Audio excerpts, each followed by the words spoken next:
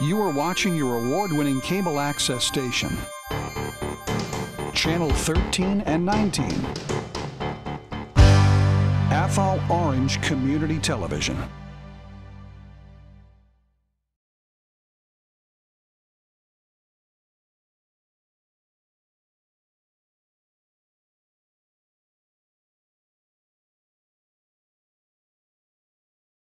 In Congress, July 4th, 1776, the unanimous Declaration of the 13 United States of America. When in the course of human events, it becomes necessary for one people to dissolve the political bands which have connected them with another. And to assume among the powers of the earth the separate and equal station to which the laws of nature and of nature's God entitle them. A decent respect to the opinions of mankind requires that they should declare the causes which impel them to the separation. We hold these truths to be self-evident, that all men are created equal, that they are endowed by their Creator with certain unalienable rights, that among these are life, liberty, and the pursuit of happiness. That to secure these rights, governments are instituted among men, deriving their just powers from the consent of the governed. That whenever any form of government becomes destructive of these ends, it is the right of the people to alter or to abolish it. And to institute new government, laying its foundation on such principles and organizing its powers in such form as to them shall seem most likely to effect their safety and happiness. Prudence, indeed, will dictate that governments long established should not be changed for light and transient causes. And accordingly, all experience has shown that mankind are more disposed to suffer, while evils are sufferable, than to right themselves by abolishing the forms to which they are accustomed. But when a long train of abuses and usurpations, pursuing invariably the same object, evinces a design to reduce them under absolute despotism, it is their right, it is their duty to throw off such government, and to provide new guards for their future security.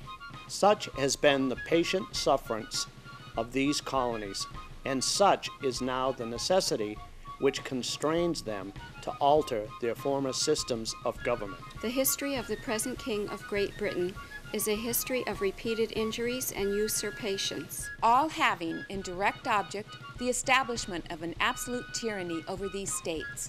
To prove this, let facts be submitted to a candid world. He has refused his assent to laws, the most wholesome and necessary for the public good. He has forbidden his governors to pass laws of immediate and pressing importance, unless suspended in their operation till his assent should be obtained, and when so suspended, he has utterly neglected to attend to them.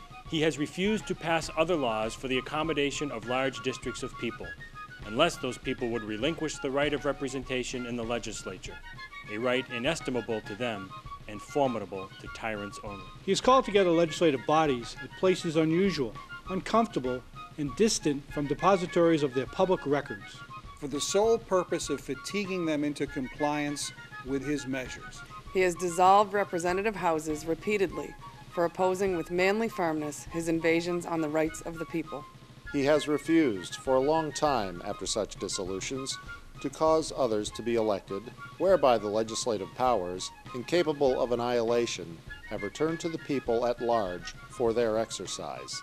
The state remaining in the meantime exposed to all the dangers of invasion from without and convulsions within. He has endeavored to prevent the population of these states, for that purpose obstructing the laws of naturalization of foreigners, refusing to pass others to encourage their migrations hither, and raising the conditions of new appropriations of lands. He has obstructed the administration of justice by refusing his assent to laws for establishing judiciary powers. He has made judges dependent on his will alone for the tenure of their offices and the amount and payment of their salaries. He has erected a multitude of new offices and sent hither swarms of officers to harass our people and eat out their substance. He has kept among us, in times of peace, standing armies without the consent of our legislatures.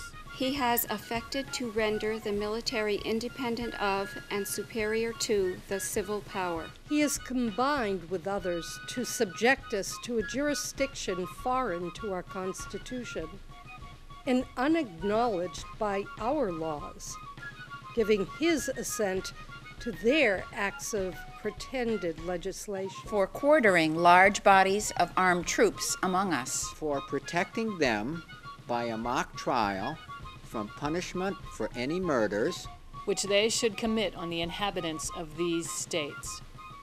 For cutting off our trade with all parts of the world. For imposing taxes on us without our consent. For depriving us in many cases of the benefit of trial by jury. For transporting us beyond seas to be tried for pretended offenses. For abolishing the free system of English laws in a neighboring province, establishing therein an arbitrary government. And enlarging its boundaries so as to render it at once an example and fit instrument for introducing the same absolute rule into these colonies. For taking away our charters, abolishing our most valuable laws, and altering fundamentally the forms of our governments. For suspending our own legislatures and declaring themselves invested with power to legislate for us in all cases whatsoever. He has abdicated government here by declaring us out of his protection and waging war against us. He has plundered our seas, ravaged our coasts, burnt our towns, and destroyed the lives of our people. He is at this time transporting large armies of foreign mercenaries to complete the works of death, desolation, and tyranny. Already begun with circumstances of cruelty, perfidy scarcely paralleled in the most barbarous ages, and totally unworthy the head of a civilized nation. He has constrained our fellow citizens taken captive on the high seas to bear arms against their country, to become the executioners of their friends and brethren, or to fall themselves by their hands. He has excited domestic insurrections amongst us and has endeavored to bring on the inhabitants of our frontiers. The merciless Indian savages, whose known rule of warfare is an undistinguished destruction of all ages, sexes, and conditions. In every stage of these oppressions, we have petitioned for redress in the most humble terms. Our repeated petitions have been answered only by repeated injury. A prince whose character is thus marked by every act which may define a tyrant is unfit to be the ruler of a free people. Nor have we been wanting in attentions to our British brethren. We have warned them from time to time of attempts by their legislature to extend an unwarrantable jurisdiction over us. We have reminded them of the circumstances of our immigration and settlement here. We have appealed to their native justice and magnanimity, and we have conjured them by the ties of our common kindred to disavow these usurpations which would inevitably interrupt our connections and correspondence. They too have been deaf to the voice of justice and of consanguinity. We must therefore acquiesce in the necessity which denounces our separation and hold them, as we hold the rest of mankind, enemies in war, in peace, friends. We, therefore, the representatives of the United States of America, in General Congress, assemble, appealing to the Supreme Judge of the world for the rectitude of our intentions, do, in the name and by the authority of the good people of these colonies, solemnly publish and declare that these united colonies are and of right ought to be free and independent states, that they are absolved from all allegiances to the British Crown, and that all political connection between them and the state of Great Britain is and ought to be totally dissolved. And that as free and independent states, they have full power to levy war, conclude peace contract alliances, establish commerce, and to do all other acts and things which independent states may of right do, and for the support of this declaration, with a firm reliance on the protection of divine providence, we mutually pledge to each other our lives, our fortunes, and our sacred honor.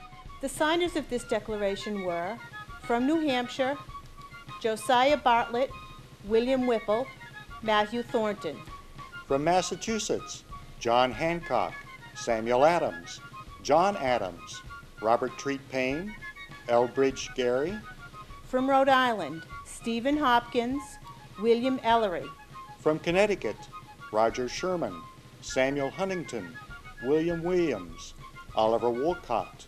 From New York, William Floyd, Philip Livingston, Francis Lewis, Lewis Morris. From New Jersey, Richard Stockton, John Witherspoon, Francis Hopkinson, John Hart, Abraham Clark. From Pennsylvania, Robert Morris, Benjamin Rush, Benjamin Franklin, John Morton, George Clymer, James Smith, George Taylor, James Wilson, George Ross. From Delaware, Caesar Rodney, George Reed, Thomas McKean. From Maryland, Samuel Chase, William Packer, Thomas Stone, Charles Carroll of Carrollton. From Virginia, George Wythe, Richard Henry Lee, Thomas Jefferson, Benjamin Harrison, Thomas Nelson Jr., Francis Lightfoot Lee, Carter Braxton. From North Carolina, William Hooper, Joseph Hughes, John Penn. From South Carolina, Edward Rutledge, Thomas Hayward Jr., Thomas Lynch Jr., Arthur Middleton. From Georgia, Button Gwinnett, Lyman Hall, George Walton.